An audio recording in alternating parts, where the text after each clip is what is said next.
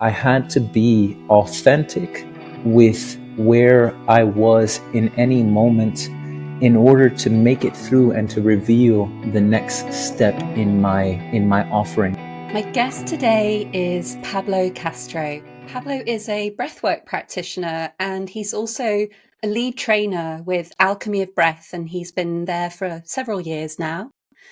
His passion for the breath, felt sense, and water therapy is at the core of what he shares both online and in person for groups and one-to-one clients all around the world. Actually, I'm going to be attending Pablo's From Birth to Rebirth Warm Water Breathing Retreat in Bali, which I'm so excited about. And of course, we'll be chatting about that today as well as self-expression. We'll be talking about creativity. We'll be talking about how we can heal our connection to self and transform the way that we live life. Hello, Pablo. Thank you so Hi, much for being here with me. it's an honor and privilege. Thank you for having me. Pablo, I really want to start with self-expression because one of the things that struck me when I attended your workshops at the Brith Festival was the way that you communicate. It's so open, and I can really feel that it comes straight from the heart, which isn't an easy thing. And it's strange, isn't it? Because we think, well, we're expressing ourselves. Surely we would always be able to come from the heart, but something can get in the way of that. So firstly, I'd love to just start with, I suppose, defining the terms. Like, what does self-expression mean to you? Wow, self-expression, self-expression. I love that. Hmm. I guess, I guess it's even in the beginning of this interview, being able to take this time to take a few breaths and to connect with myself, because it's something that has become more and more real and important for me, is to come from a real place, to come from an authentic place. So I guess my journey has really brought me to be able to honor my feeling space, to honor what it is that's going on inside here, and to not be shy to take a breath, to not be shy to just be like, oh, hold on a second. I actually lost it for a moment. Yeah, it's been such a journey. I think at first there was, it would, you know, having this opportunity to share what is real, or to be interviewed, to kind of self express. I think there was much more that I had to work through, much more that I would get flustered, and I think that I would have to continue, or I was more in the fear of getting it wrong. But then I've just learned that actually we're all like learning, we're all human, right? So why not give each other the permission and the space to really settle into what is true, to take a breath and to calm down and to find that self-expression of what that means now. Of course, we're always going to be growing and evolving. So I guess self-expression would be taking a breath and being able to sense in what is here, what is in the body, and to do the best that we can in any moment to express from that place. Is what I'm going to try to do throughout this whole interview.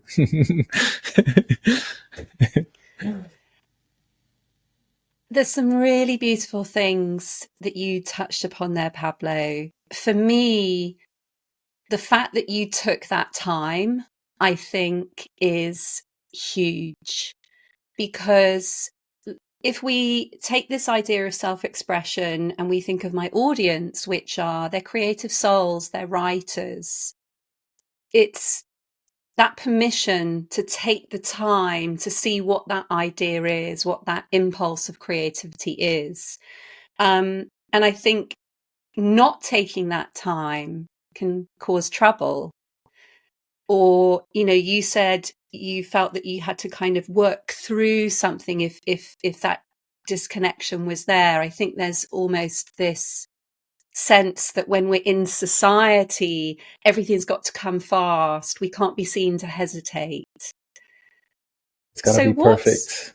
yeah, right. So what's shifted for you in terms of allowing yourself that time, in terms of knowing when you have lost it, when you have lost that connection? How has things shifted for you? Yeah, I think the first thing that comes up for me is um, it's incredible to have, for me, it's incredible to have found like the practice of breath work, and to have found this at one point. It scared the bejeebies out of me. I never really use that word, but it's coming through. Um, to be in front of a group of people. And I would say that I kind of was thrown into the deep end in my finding the breath, and being called to share my life experience and to facilitate the breath. And there was something about how fast the call came to share the breath, to step into leadership and be in front of a group, that it I I quickly learned that actually, like, I'm not a good liar. You can read anything on my face. And I had to be authentic with where I was in any moment in order to make it through and to reveal the next step in my offering. Like, I was leading big groups, and I still am. And there was something about being in a supportive group of people that believed in me, saw me, held me up even higher than I would put myself.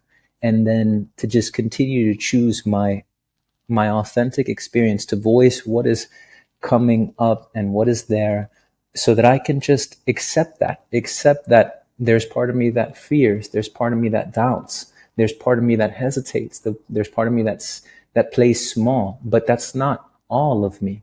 So just continuing to share, oh my gosh, guys, I'm freaking out right now, or my heart is beating a little bit. At first, I think it was much more of a thing. Now I could just name that, hey, I'm nervous. I feel a little bit nervous. And then something can settle inside of me. And then the rest of what is me or us can kind of flow through. So, in a way, being vulnerable and being authentic has um, changed my life in drastic ways, and still is the leading front, as I step more and more into what I came here to share with the world, which is still a process of uncovering as well. That example that you gave, Pablo, of being thrown in the deep end, like having that call and then finding yourself in front of a large group, it feels like such a powerful metaphor for the creative process, because when an idea comes, it takes us from that place of solitary enjoyment of imagination to, here's something that's asking to be written or performed. Here's something that's going to take me to an audience. And it does throw us in the deep end. So I love that story. And there was a moment where you talked about, you said that you weren't a great liar, or that you couldn't lie. And I really understand that. But you discussed this idea that authenticity was really needed so that you could know what the next offering is. And I was like, that's so like the creative process, because when we become disconnected from the idea or the impulse that's moving through us, suddenly we're staring at a blank page and we don't know what that next offering is. So I'd love for you to, can you just hone in on that moment? Like, what happens when you feel yourself kind of losing that thread of what's speaking through you or what's arising? And then how do you know, how do you sense, oh yeah, I'm back in that, I'm back in that place. Nice. Well said, well expressed. And there's been a couple of times almost that this like thread of words wants to kind of come through, and it's, I guess I know that we're going to be discussing here a bit of how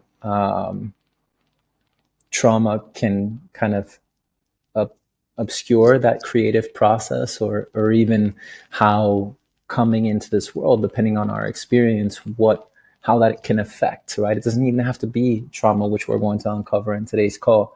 But I get this sense of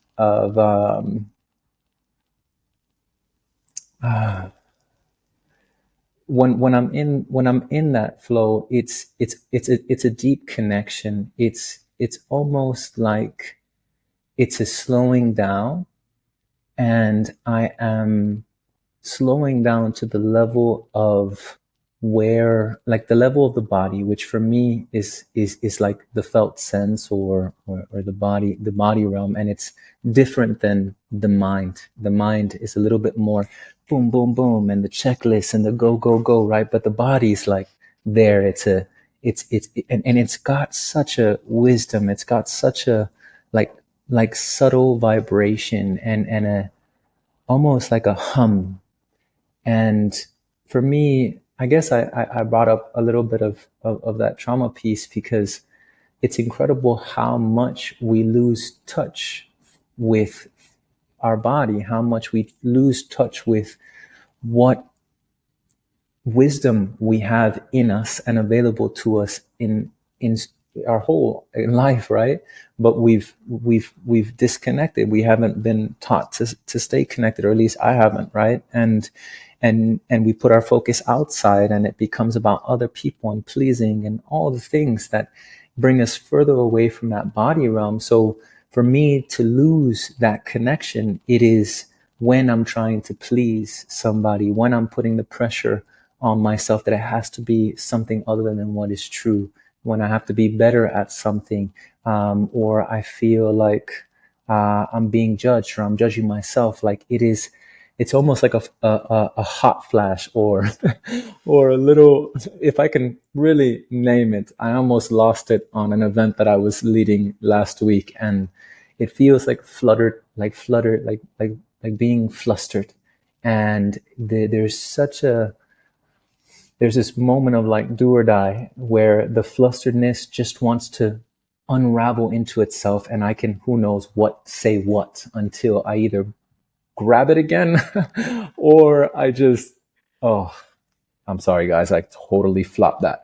But yeah, so it's such a fine, I don't know if I'm answering your question, but like such a fine inner You process. are. Such a fine inner Big time. inner process. And I guess the more that you put yourself into that position and you answer that call, like this is such a beautiful reflection. I know tender because I've been in that tender and vulnerable place, to share yourself, and to get flustered, and to mess it up, and to spin out, and to all the things.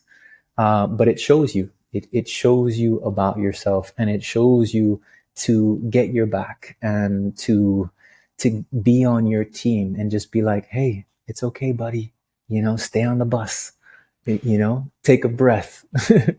Take a breath and find what you want to say again. And for me, when it feels like I'm in that flow, or when I deeply connect again, it feels like warmth. It feels like vibration. Like I'm here. I'm even doing with you here. I just felt like a gentle kind of like release of just nice energy in the body, that it's like, yeah, man, you're on it. Some really interesting distinctions there, Pablo. And thank you for sort of starting to bring in that theme of the way that trauma or our early life experiences might impact this movement through us.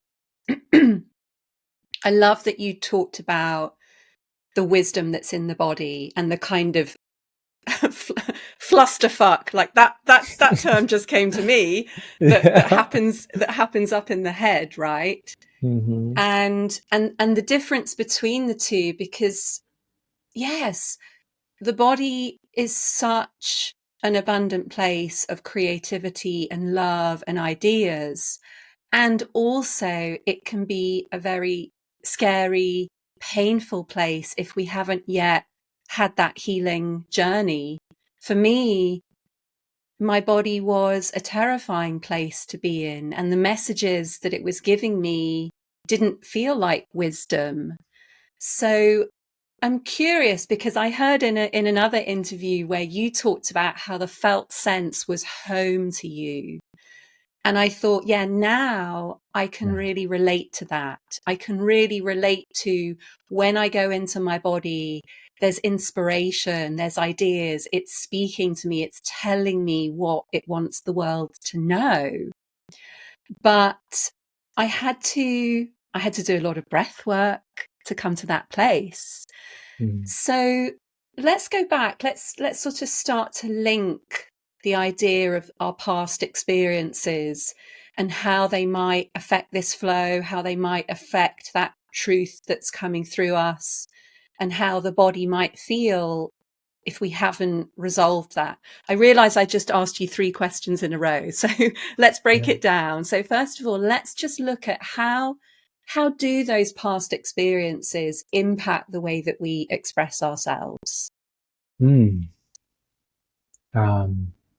Yeah, it's so great. I didn't even register those as questions. I really registered those as like statements. And now we have an opportunity to kind of build on them. And I think this is probably one of the pieces of our interview that has me a little bit nervous, because it it really called me to seek within myself and even do a little research, like how qualified am I to even speak about really the impact of, let's say, our birth experience and our time in the womb. I'm still such a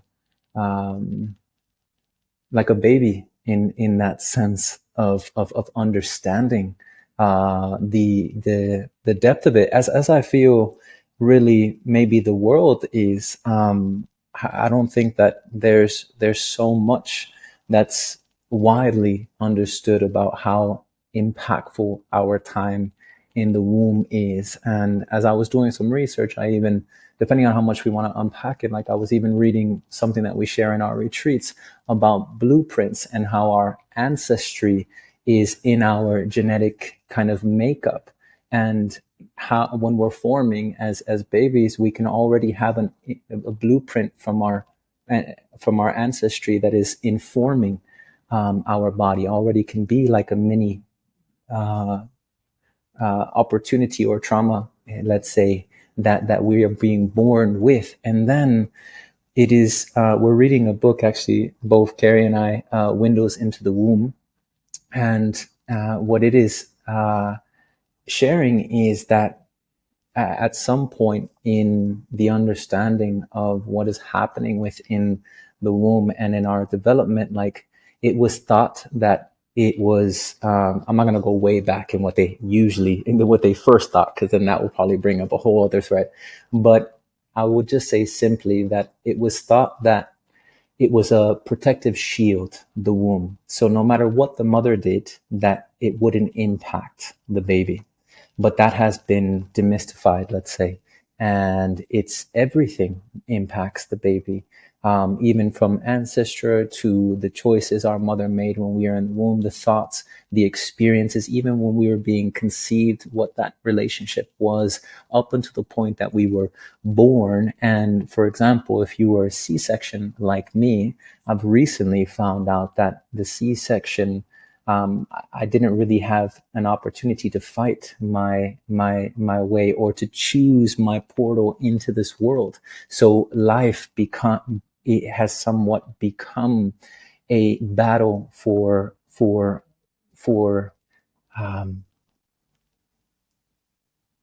being worthy to be here, being able to be here. I seek either dramatic events, maybe it's also my Spanish culture, lineage, but also, yeah, I create this pressure, or I feel like I need to suffer to some degree to earn it, so that in a way it's kind of connecting me back to that not having that opportunity to come into this world in a way that was a rite of passage.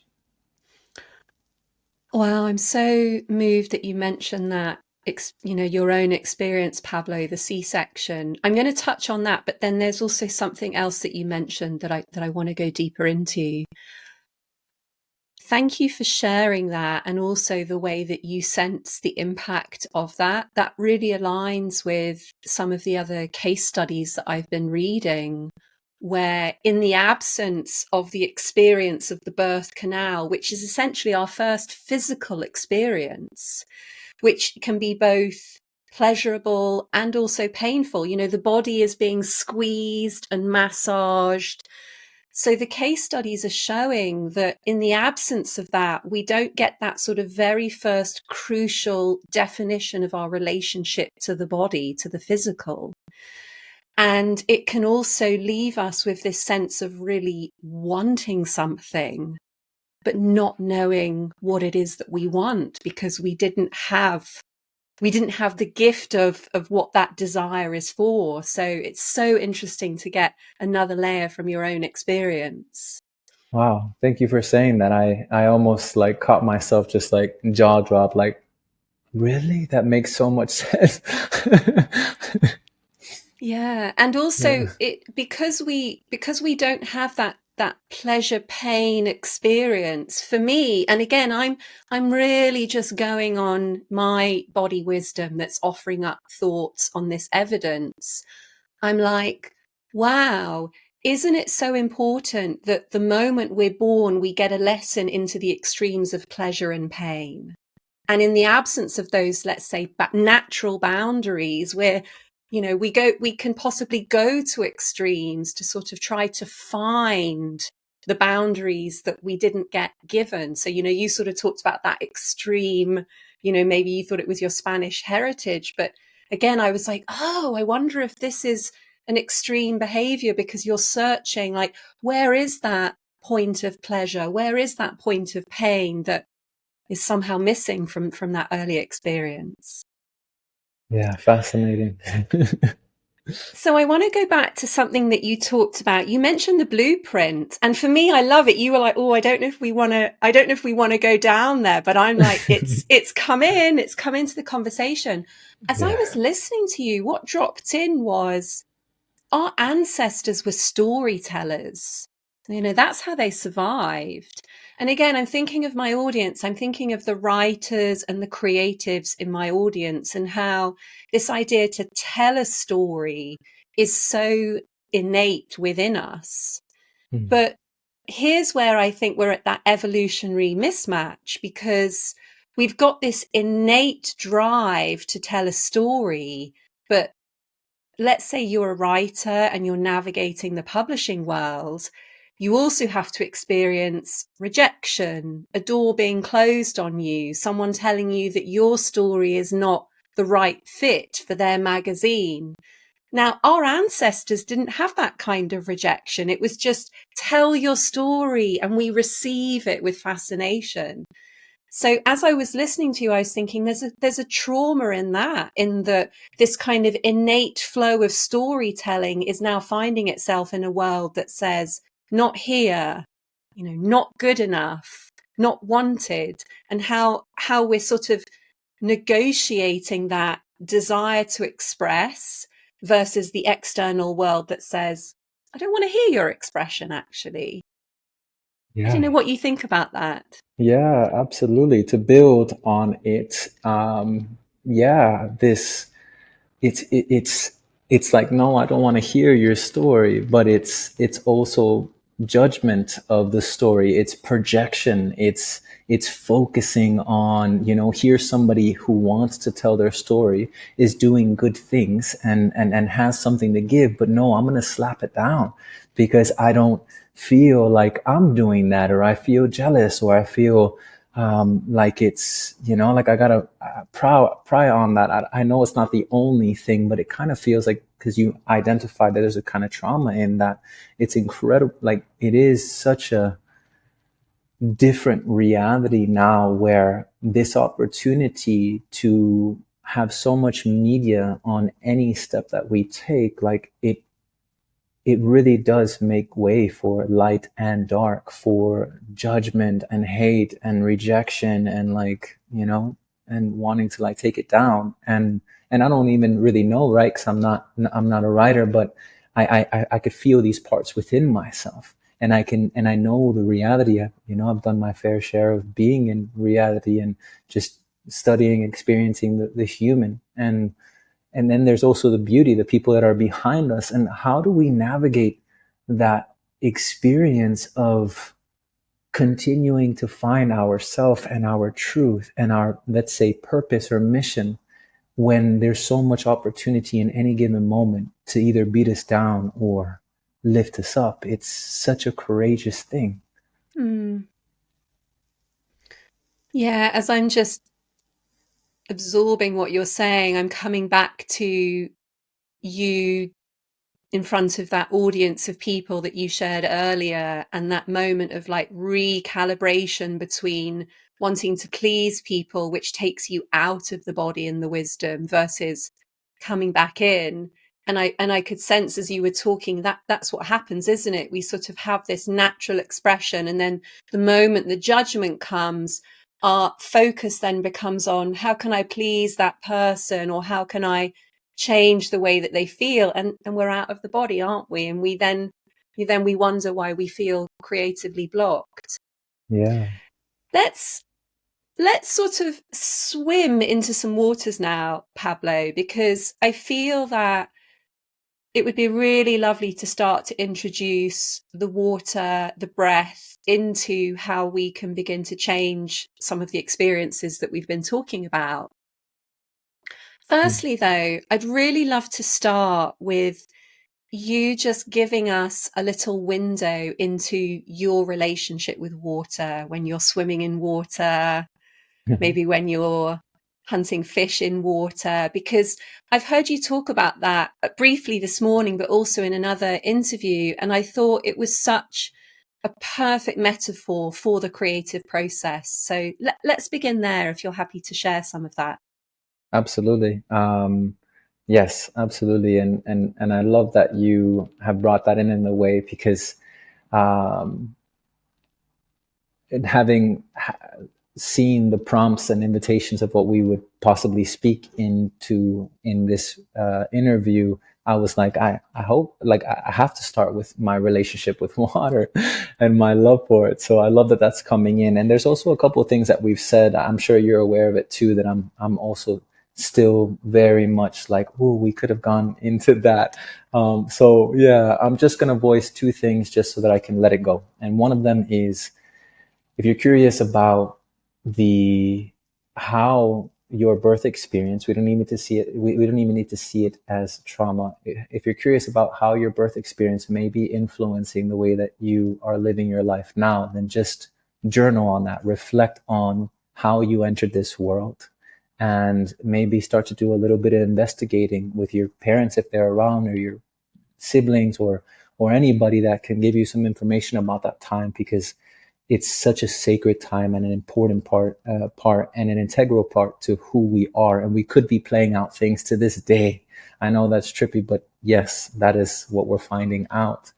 And as far as the creative piece, what we were just speaking about was, and I think this is more for like me, but a big question that always comes up is like, how do I find safety in all experiences, so that I can be my authentic self?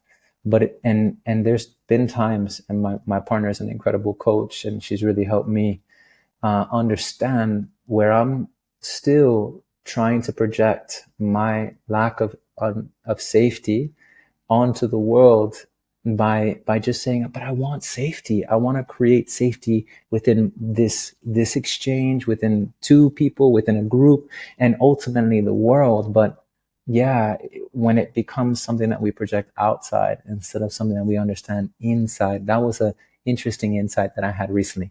But yeah, two things I just wanted to put there. Thank you. Yeah, thank you for adding those, Pablo. Yeah, yeah. And now the water. Because it's really what has led me to the rebirthing work, and I'm so grateful for it.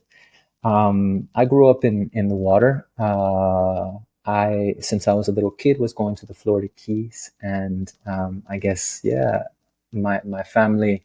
I see it as a blessing, and fortunate enough to have a trailer in near the ocean, and boating and jet skiing and fishing. And so it's always been a part of my life, but it wasn't until I started to like wake up in one of my challenging moments, maybe around 20 years old, 22 years old, that I was kind of having my first awakening experience, really having a challenging time in Miami, and I think my only moment of ease that I really felt was when I was working and I was in front of people. I was able to tap into, I think, and I didn't even understand their energy of being on the beach and vacationing. I worked as a server on the beach. But other than that, I had a lot of negative self talk. Every single time that I looked in the mirror, I would really feel like, what was the point? What am I doing here? Life can't just be this cycle of like unfulfillment. And a friend turned me on to a book. It was The Power of Now. And on my awakening journey, I became like Mr. Positive. Of course, that was only the beginning. And then eventually I went on a life changing trip to Hawaii. And it was there where I really felt a connection to the land and the connection to the ocean. And then over a course of like maybe 6 years, I would go in between Miami and Hawaii. And one of my sanctuaries was in the hustle and bustle of Miami, was to go to the ocean. I always felt like the ocean was a place of healing, a place of, it doesn't matter how dark or dirty I was, it would receive me. And I got to wash my, my, my limbs, my mind, my body, my soul, and come out the other side like I could live another day. And that evolved to, I guess over the years, just respect for the ocean and love for the ocean, which I got to nourish in Hawaii. And I guess, yeah, it always stayed with me. And it was through the breath that I started to hold breathing, like water ceremonies in the, or breathing water ceremonies for alchemy, and to start to, I guess, give back to the water from how much it's given me in my life, and actually bring somebody together in collective intention, bring a group together in a collective intention, and to understand that the water can be a conduit. It is a conduit for whatever we put into it. And it could be something healing, something transformative. Um, and that's been really fruitful. And I also, reflecting on this potential question, eventually at some point, I really settled into work in like a bathtub, and I wouldn't even call it work. I just love the bathtub and warm water. And I've had some pretty remarkable like rebirths in the water, and then in the bathtub. And I learned over time, maybe it's because of the breath connection of Leonard Orr's experience in the bathtub, and understanding that it's a thing, rebirthing.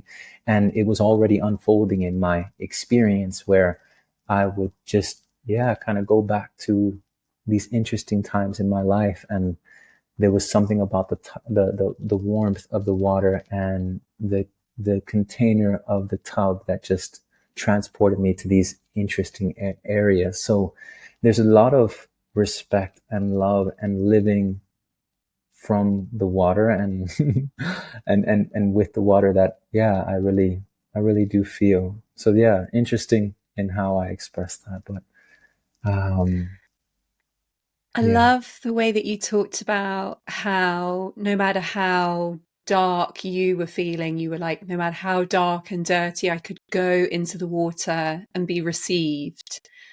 And for me, I feel like I'm making a connection between that buoyancy or that warm holding that water can give us to essentially re-imprinting the experience of being in the womb.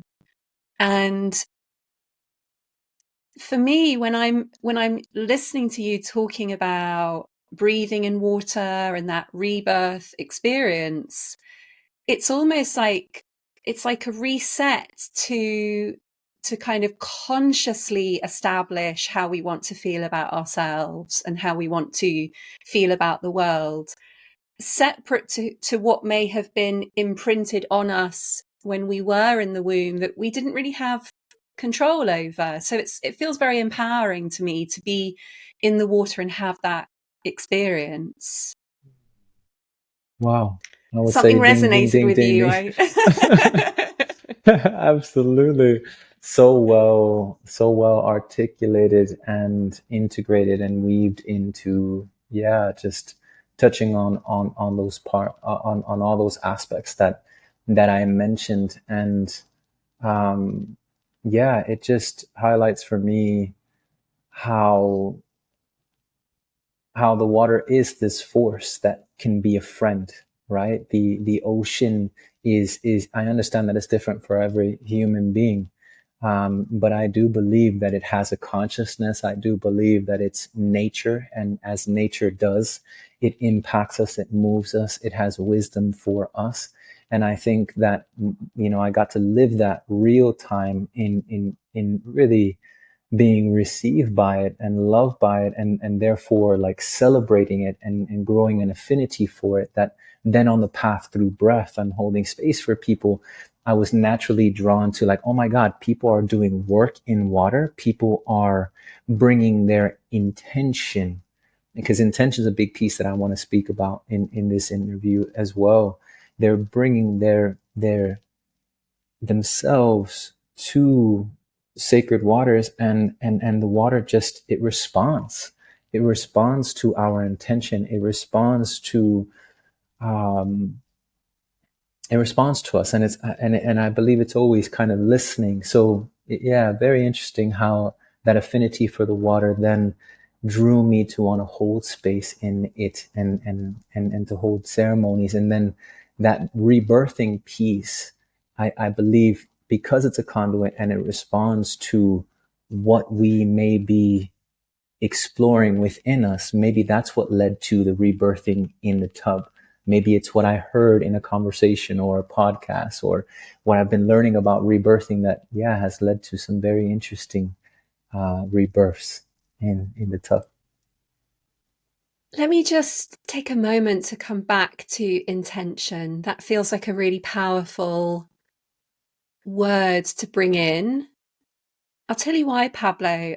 As I'm listening to you talk about the water and holding ceremony for it, and the water being a conduit, I'm holding this idea of water and creativity as one and the same, this sort of nebulous flowing portal.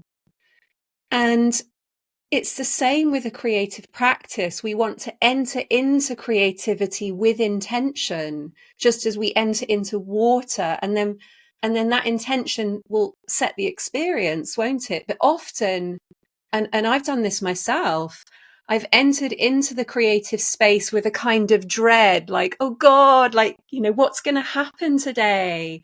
Am I even going to write? And so I'd love for you to talk just a bit more about how intention can really color the experience, can really color the journey, whether we're entering into water or whether we're entering into the pool of creativity. Yeah, I love how you keep on weaving the creativity. And I was also reflecting on the creativity piece that we also intended, are weaving in. And I do want to speak to that connective creativity and intention, but also to voice sometimes creativity does come from chaos and hurt and and wildness. Like, think about people who write songs from a place of a breakup, right? Like that, like, so I don't want to just say that you need to be this deeply connected being to be creative, because I do want to speak about deep connection to the body and creativity. But it's, yeah, it could also come from those moments of feeling lost or overwhelmed, if only we can see them too as doorways to creativity, or we can accept them to be, which I think is also part of the acceptance feeling being, right?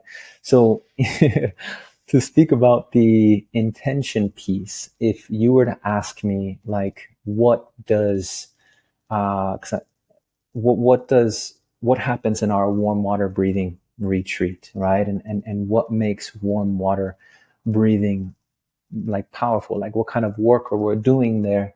What really came to me was the power of intention. And when, for me and Carrie, we have an intention to honor something that Carrie calls the birthing energy within these containers that we create.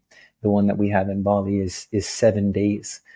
And there's something about that intention that really does create the container and weave the unfolding of the container that then makes the experience what it is. Like, because we know how impactful the water can be and how it is a conduit, like, we can come in with the intention to open ourselves up to something higher and to enter the womb of the universe, is what I feel like I felt the last time that Carrie and I were in a retreat together, was that we were literally working within the womb of the universe. And I felt like a sacred child of the universe that had this opportunity to be in the womb. So yeah, I think there is so much in our intention that can impact. And if you want to, yeah, hear more, can you pull it out of me a little bit? Do you have anything coming to you? Pull it out. Well, I love that you've just set this scene where we're in this warm water rebirthing retreat and we're being guided by two gorgeous facilitators, Pablo and Kerry, to set our intentions. So I suppose I've got two questions for this, Pablo, because let's say I come to a warm water rebirthing retreat, as I am in March. For me, my intention around being in water and my intentions around breath work have been to open up the experiences that I had pre-verbal memory as a baby, to go back to those experiences so that I can re-experience them in a gentler way, like really teach my body, you may not feel safe, but you are safe. Mm-hmm. This may feel like a hostile landscape in the womb, but you're okay. You survived. You made it. So I'm really curious as how that intention piece can help connect us to, let's say, some of those core beliefs that were formed in the womb and during our birth that are currently impacting our life today. You touched on that earlier when you mentioned trauma, that in this moment right now, as we're living our life, we can be living out a pattern that was formed when we were 3 months old or 6 months old. So absolutely. How can that intention help guide us back to a place that we might be like, I don't know if I want to go there. I'm nervous about this. Yeah. I'm as you were speaking there, I'm really seeing the almost like the thread of everything that we've shared throughout this spot, the sharing here together, and just how beautiful that is. That thread of connection, because what's coming to me is once again the aspect of us being storytellers, right? And it's through storytelling that we uncover really what this world is about and what the possibilities are. So we're here talking about warm water breathing because in some way, because people at one point either discovered it and or found it in their lives and then and shared and felt passionate to serve it and to spread the word and do big things, right? Like rebirthing breathwork. So in a way, I feel like it really, there's something about being a storyteller, and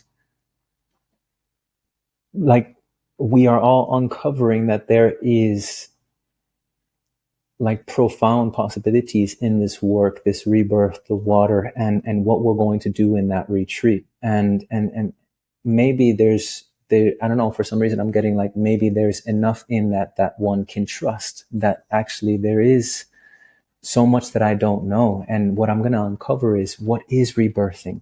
I'm going to, maybe for the first time in my life, reflect on my experience in this lifetime and, you know, who am I? Where am I? What are my struggles? What are my strengths?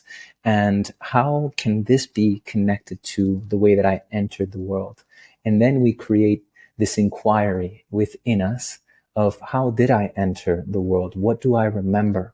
And obviously, we're not going to have time in the retreat to do a lot of investigation, but as we do with you who are coming, we have questions, prompts that have you already inquiring, like, okay, at least how did you enter this world? And we will build on that with how that can inform our experience. And then with intention and a setting. So we're going to be, I think, 15 of us in total in a beautiful venue. There's an incredible pool that's going to be heated to 38 degrees, similar to the womb, that's going to be holding us. And we're going to set the intention to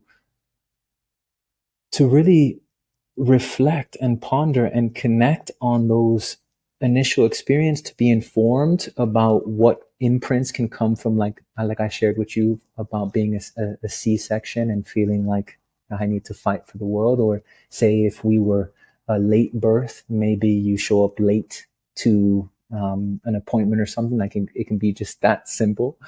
Um, we're going to we're going to inform you guys about what what that can look like.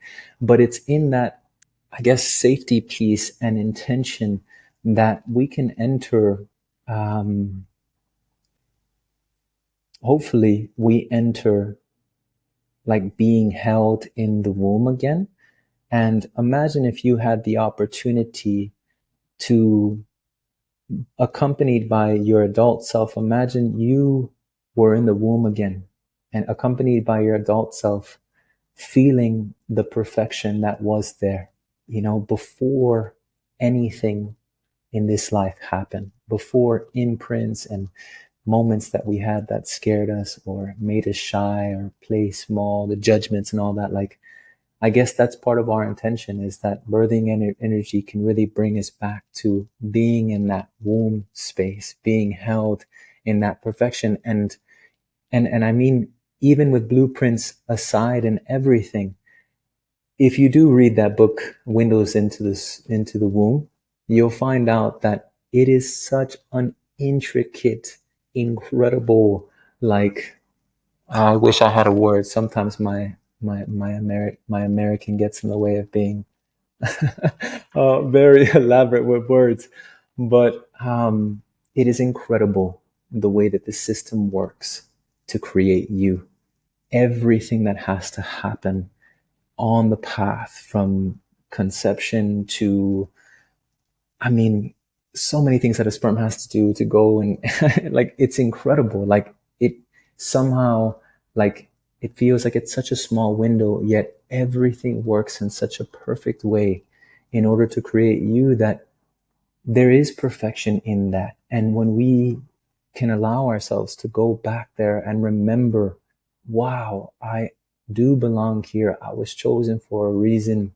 I, like, everything inside of my mother and my father, even, like, lined up to make me. There's an empowerment of that.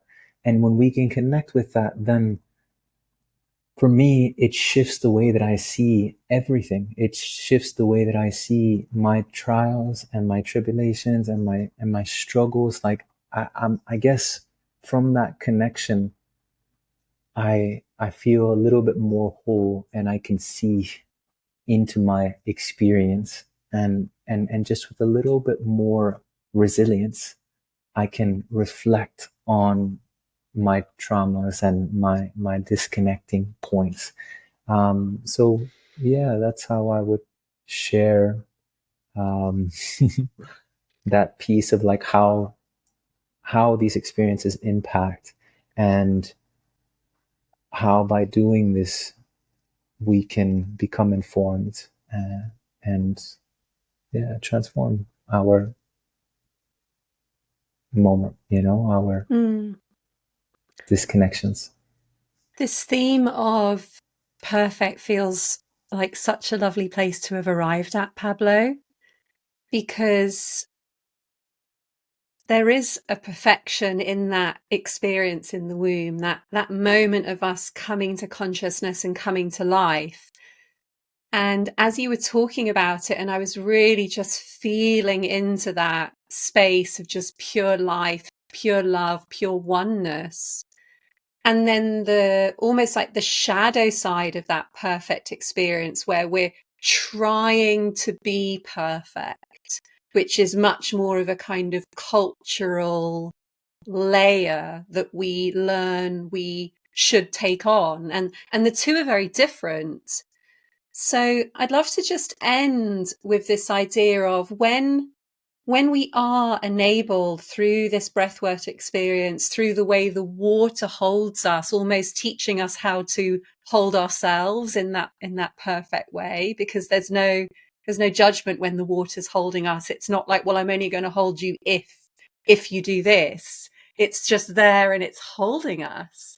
Like you said, no matter how dirty or dark we are. That what difference does it make that we can come back and have that experience of perfect that isn't about being perfect to fit society, but it's about the perfection of who we are and who we've come here to be? What difference do you think that makes to the way, I know you've had some powerful breathwork experience, to the way that you live your life? Yeah, maybe it's you use the perfect word, right? The what was it? Flusterfuck. Clusterfuck. Yeah, clusterfuck of all Flusterfuck. this clusterfuck, yeah, of all this stuff that's going on here. And the difference is that when we can slow down and remember or open ourselves up to being in that womb space, again, it is kind of like an arriving, even if a step forward, even or a step closer to being in our wholeness, or arriving home within ourselves. Like that's the difference. Is sorry, there's somebody wanting to get my attention, and I just want to say that I'm on something. Having that opportunity to just arrive to the perfection of being in the womb, and it's not a thriving or becoming perfect, right? That society sees. Like we feel just that subtle different of like a warmth or a connection that we've identified here, right? When we're feeling like we're in that flow, and that body warmth, or that tinglingness of creativity. Like I think that's the difference. I think it is knowing or uncovering, because we can start anywhere on this journey, right? It doesn't need to be that we are just like wake up like this. We got to start somewhere, right? So it doesn't matter if we are in the dark and dirty, right? Like anything can lead us back home. We just need a curious heart and an open heart, and poof, right? And of course, my heart also empathizes for those that don't connect with this at all, right? And that's where prayer and intention continues to be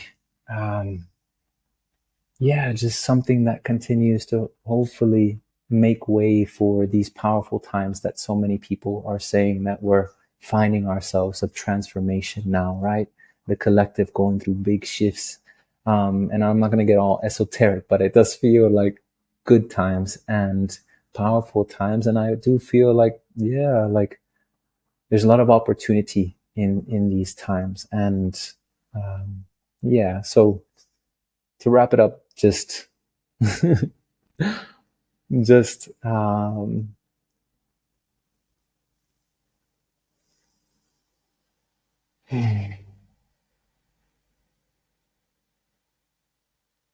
yeah,